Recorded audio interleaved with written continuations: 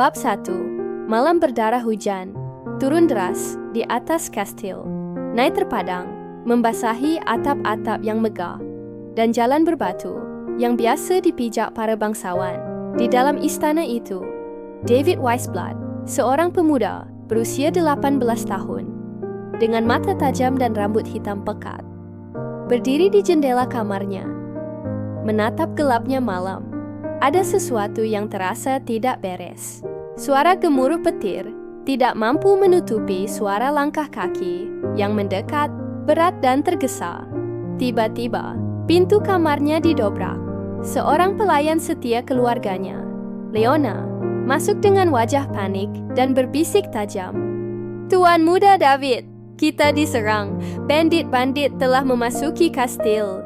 David terkesiap. Sejak lahir, ia dilatih untuk menjadi pemimpin keluarga bangsawan naik terpadang. Tetapi, tak pernah ia membayangkan bahwa pada suatu malam kelam, keluarganya akan terancam musnah. Tanpa berpikir panjang, ia mengambil pedang yang selalu tergantung di dinding kamar dan berlari mengikuti Leona. Koridor kastil dipenuhi kobaran api dan jeritan memilukan.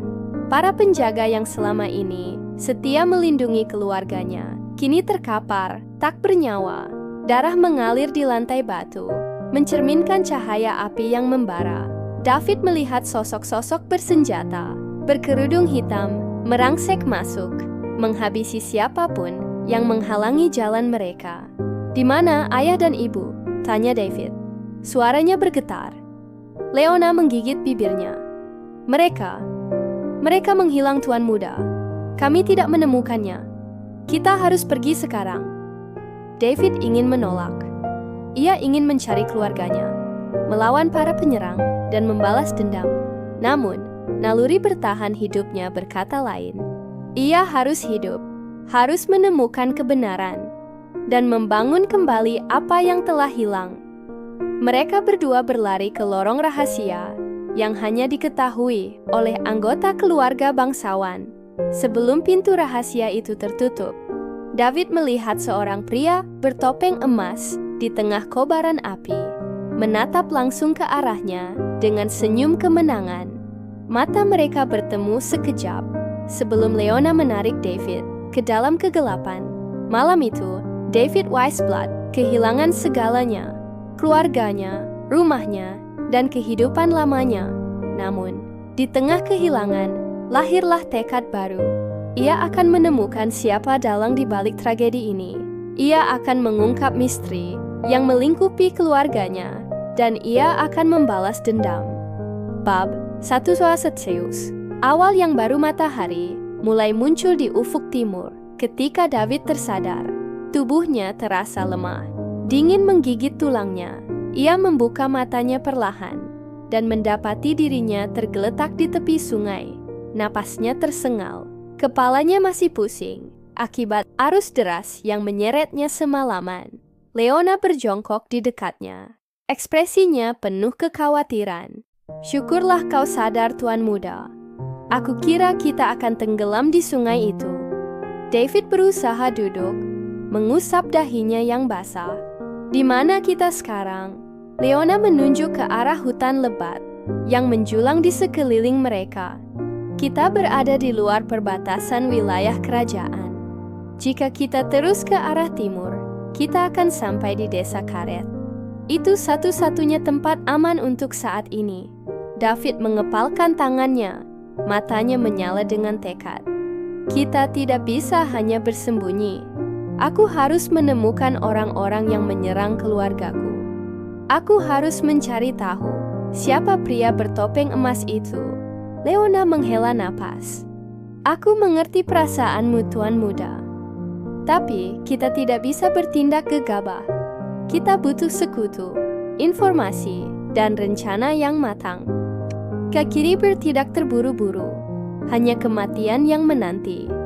David menatap Leona, menyadari kebenaran dalam ucapannya. Ia tidak bisa bertindak tanpa rencana. Jika ia ingin membalas dendam dan mengambil kembali apa yang menjadi haknya, ia harus lebih cerdik. "Baiklah," katanya akhirnya. kita akan ke desa karet. Tapi setelah itu, aku ingin mulai bergerak. Leona tersenyum tipis. Itu yang ingin ku dengar. Ayo, kita harus segera pergi sebelum para pemburu bayaran menemukan kita. Perjalanan menuju desa karet tidak mudah. Langkah kaki mereka terasa berat, dengan luka-luka yang masih dirasakan akibat pertempuran sebelumnya. David merasakan setiap ototnya menegang, tetapi tekadnya tetap kuat. Di sepanjang perjalanan, mereka menemukan sisa-sisa pertarungan sebelumnya. Pedang yang patah, perisai yang tertinggal, dan mayat-mayat yang mulai membusuk. Leona memeriksa mayat-mayat itu dengan cermat. Mereka dari kelompok yang menyerang kastil, gumam Leona. Tampaknya ada seseorang yang memburu mereka juga. David mengerutkan kening. Berarti ada pihak ketiga yang terlibat. Kita tidak sendirian dalam perburuan ini. Leona mengangguk. Dan itu berarti kita harus lebih waspada. Jika mereka memiliki musuh, maka kita harus mencari tahu siapa mereka. Menjelang malam, mereka menemukan tempat peristirahatan di bawah pepohonan besar. Leona mengumpulkan kayu untuk membuat api, sementara David menajamkan pedangnya. Saat itu, David melihat Leona dengan rasa ingin tahu yang semakin mendalam. "Leona," panggilnya. "Bagaimana kau bisa tahu begitu banyak tentang bertahan hidup? Aku tahu kau seorang pejuang hebat, tapi seolah-olah kau sudah terbiasa dengan hidup di dalam bayang-bayang." Leona terdiam sejenak, menatap api unggun yang menyala. "Aku telah banyak melihat dunia, Tuan Muda, dan dunia ini tidak seindah yang banyak orang kira. Aku belajar dengan cara yang sulit, melalui darah dan pertempuran." David tidak mendesaknya lebih jauh. Ia tahu Leona akan menceritakan kisahnya suatu saat nanti. Untuk sekarang, yang terpenting adalah bertahan hidup dan mencapai desa karet dengan selamat. Bab 1.2. Bahaya di hutan. Perjalanan ke desa karet tidak semudah yang mereka bayangkan. Hutan lebat yang mereka lewati menyimpan bahaya yang tidak terduga. Matahari mulai naik, tetapi kegelapan masih terasa di bawah rindangnya pepohonan. Langkah kaki mereka terhenti ketika suara gemerisik terdengar dari semak-semak. David dengan sigap menarik pedangnya, sementara Leona menyiapkan belatinya. Dari balik semak, muncul seekor serigala hitam dengan mata merah menyala. Tubuhnya lebih besar dari serigala biasa.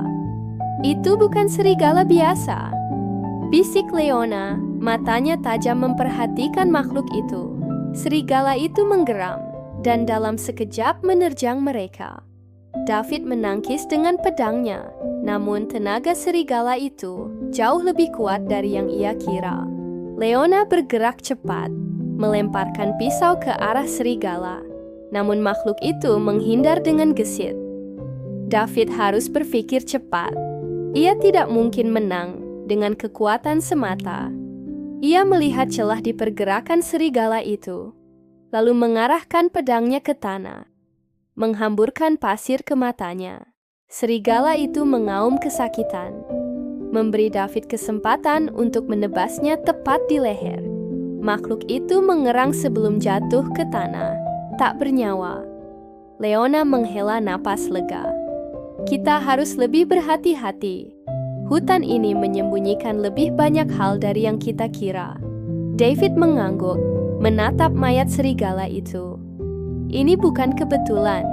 Aku merasa ada yang mengawasi kita." Saat mereka melanjutkan perjalanan, terdengar suara lolongan panjang di kejauhan. Leona langsung mempercepat langkahnya. "Kita harus bergerak cepat, David. Serigala itu bukan satu-satunya yang ada di sini." Mereka berlari menembus hutan, berusaha mencapai desa karet sebelum kegelapan menyelimuti mereka. Namun, saat mereka hampir keluar dari hutan, sebuah bayangan besar melintas di antara pepohonan. Dari kegelapan, muncul makhluk yang jauh lebih besar, dari serigala sebelumnya. Seekor serigala raksasa dengan bulu hitam pekat dan mata merah bersinar menatap mereka dengan tatapan penuh amarah. Leona segera mendorong David ke samping. "Lari sekarang, aku akan menahannya." Namun, David tidak ingin melarikan diri. Ia mencengkeram pedangnya lebih erat, menatap makhluk itu dengan tekad bulat. "Tidak, aku akan bertarung bersamamu."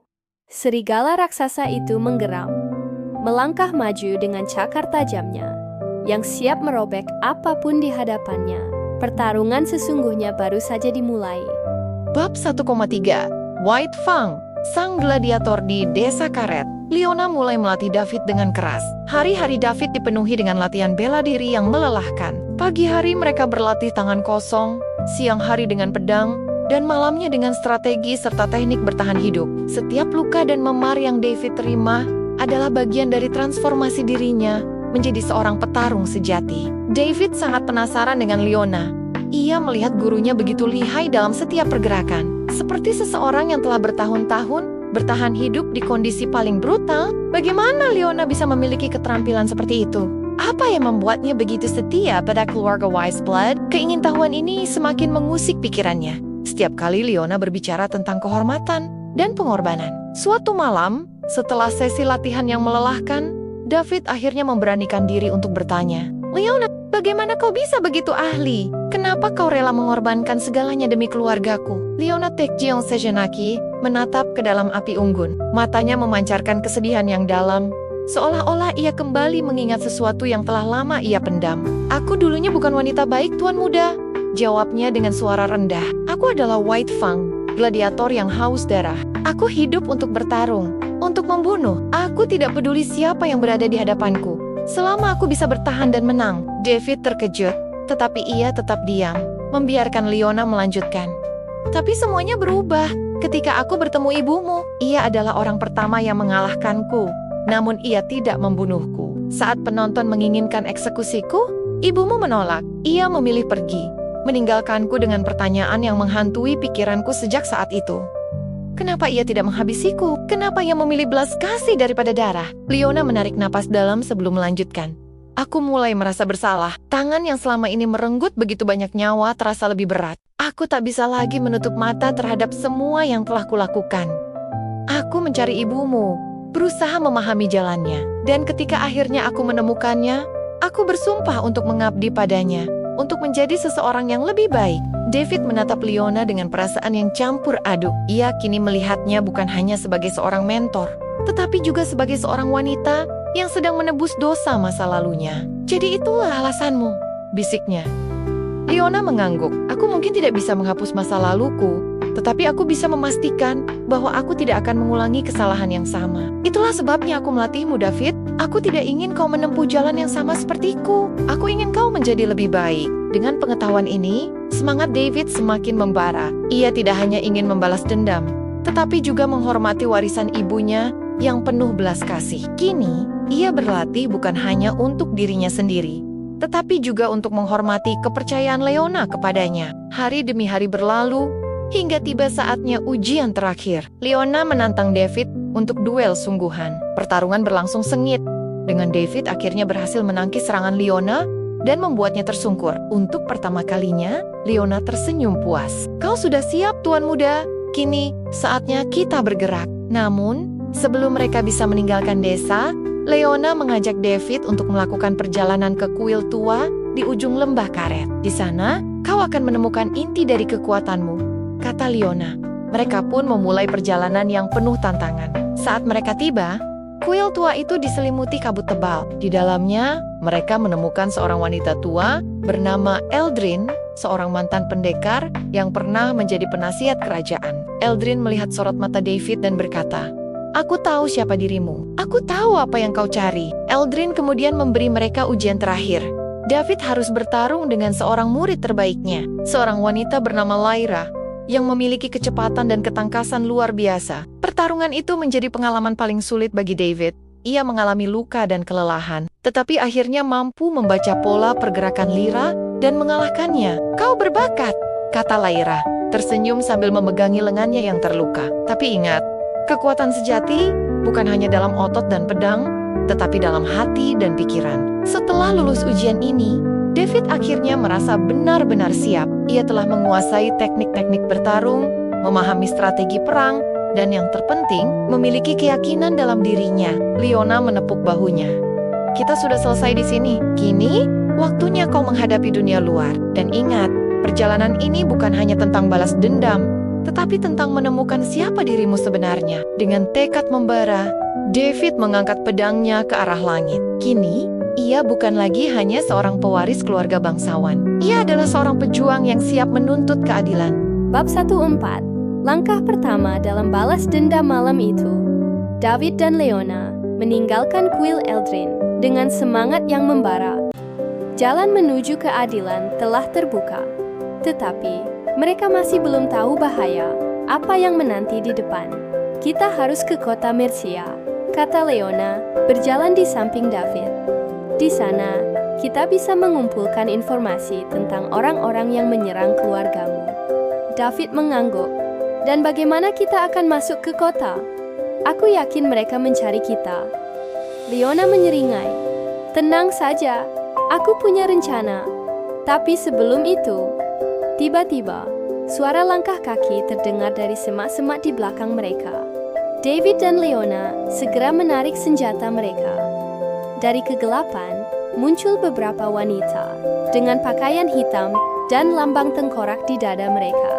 Tuan muda, Wise Blood, salah satu dari mereka berbicara dengan nada mengejek. Kami sudah lama menunggumu. David langsung mengenali lambang di pakaian mereka. Mereka bagian dari kelompok yang menyerang keluargaku, katanya dengan amarah yang membuncah. Leona bergerak cepat, mencabut pedangnya. Kita tidak bisa membiarkan mereka melaporkan keberadaan kita. Bersiaplah, David. Pertarungan pun dimulai. David dan Leona bertarung mati-matian melawan para pemburu bayaran itu. Dengan keahlian yang telah diasah selama berbulan-bulan, David kini lebih lincah dan mampu mengimbangi serangan musuh. Setiap tebasan pedangnya kini lebih cepat dan lebih kuat, menghabisi lawan satu persatu. Namun, seorang wanita bertubuh besar dengan pedang raksasa maju ke depan. Aku tidak menyangka kau bisa bertahan sejauh ini, David Wiseblood, katanya dengan nada menghina. Tapi permainan ini sudah berakhir. David mengencangkan pegangan pedangnya. Aku tidak akan kalah lagi. Wanita itu menyerang dengan brutal. Tetapi David mampu menghindari serangan demi serangan. Leona, yang sedang bertarung dengan musuh lain, berteriak, "Jangan biarkan dia menguasai ritme pertarungan. Gunakan yang sudah aku ajarkan." David mengingat semua latihan yang telah ia jalani. Dengan gerakan cepat, ia mengecoh lawannya dan melompat ke udara, mengayunkan pedangnya dengan seluruh kekuatan yang ia miliki. Tebasan itu mengenai dada wanita besar itu, membuatnya terjatuh dengan suara berat. Darah menetes dari pedang David. Napasnya memburu. Ia menatap sisa musuh yang kini mulai ketakutan. "Katakan padaku," ujarnya dingin, "siapa yang mengirim kalian?" Salah satu dari mereka gemetar dan berusaha melarikan diri. Tetapi, Leona dengan cepat melemparkan belatinya dan menghentikannya. "Kau lebih baik menjawabnya," kata Leona dengan suara mengancam. Dengan napas tersengal, wanita itu akhirnya bicara. Kami diperintahkan oleh seseorang yang memakai topeng emas. Dia menunggu di Mercia." Mata David menyala penuh amarah. Pria bertopeng emas itu masih hidup. Dan kini, ia tahu kemana harus pergi. Bab 1-5, menuju Mercia. David berdiri di tengah medan pertempuran yang kini dipenuhi mayat para pemburu bayaran. Napasnya masih memburu. Tangannya menggenggam pedang yang berlumuran darah. Leona menepuk bahunya dengan keras. Tidak ada waktu untuk merayakan kemenangan. "Tuan muda," katanya dengan nada serius, Kita harus bergerak sebelum yang lain menyadari keberadaan kita. Mercia menunggu. David mengangguk, menyimpan pedangnya dan melihat ke arah langit. Matahari hampir terbit. Mereka harus segera meninggalkan tempat ini sebelum matahari benar-benar menyinari jejak mereka. Mereka melanjutkan perjalanan melalui hutan yang semakin rapat. Jalan menuju Mercia penuh dengan bahaya, para bandit, tentara bayaran, dan makhluk liar yang mengintai di malam hari. Namun, David tidak lagi gentar. Setiap langkah yang ia ambil semakin membawanya lebih dekat pada kebenaran. Di tengah perjalanan, mereka menemukan jejak kaki yang mencurigakan di tanah berlumpur. Leona berjongkok, menyentuh tanah dengan jarinya.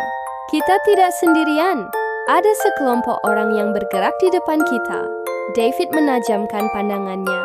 Mungkin mereka mata-mata Mercia atau bandit. Leona mengangguk. Kemungkinan besar mereka bukan kawan. Kita harus bergerak dengan hati-hati. Mereka melanjutkan perjalanan dalam keheningan, menyelinap di antara pepohonan dan semak-semak. Namun, sebelum mereka bisa bertindak lebih jauh, suara ledakan kecil terdengar dari depan. Mereka segera berlindung di balik pohon besar. Dari kejauhan, David melihat beberapa wanita berbaju hitam tengah menyerang sebuah kafilah pedagang. Beberapa penjaga kafilah berusaha melawan, tetapi mereka kalah jumlah. Kita harus membantu mereka, kata David. Mengepalkan tinjunya, Leona menghela napas panjang. Ini bisa berbahaya, tapi jika kita tidak bertindak, mereka akan mati. Dan kita butuh sekutu di Mercia. David dan Leona bergegas maju, menyerbu para bandit dari belakang. Dengan gerakan cepat, David menebas salah satu penyerang. Sementara, Leona melumpuhkan dua lainnya dengan pukulan mematikan. Pertarungan berlangsung sengit. Tetapi, dengan pengalaman tempur mereka, David dan Leona berhasil mengalahkan para bandit dalam waktu singkat. Salah satu pedagang yang selamat mendekati mereka. Wajahnya penuh terima kasih. Terima kasih. Kalian telah menyelamatkan kami. Jika bukan karena kalian, kami pasti sudah mati. David mengangguk. Siapa kalian? Dan kenapa kalian diserang? Pedagang itu memperkenalkan dirinya sebagai Orin, pemimpin kafilah yang hendak menuju Mercia. Kami membawa barang-barang berharga untuk dijual di kota. Para bandit ini pasti mengincar harta kami. Leona menatap Orin dengan tajam. Bisakah kau membantu kami masuk ke Mercia? Kami membutuhkan jalan yang aman. Orin berpikir sejenak, lalu mengangguk. Kalian telah menyelamatkan kami.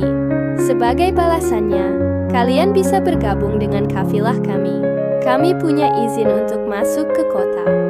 Dengan begitu, kalian tidak akan dicurigai. David dan Leona bertukar pandang. Ini adalah kesempatan yang mereka butuhkan. Baiklah, kata David. Kita akan pergi bersama.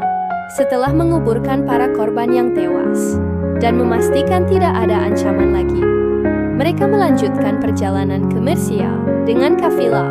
Kini, mereka memiliki jalan masuk yang aman.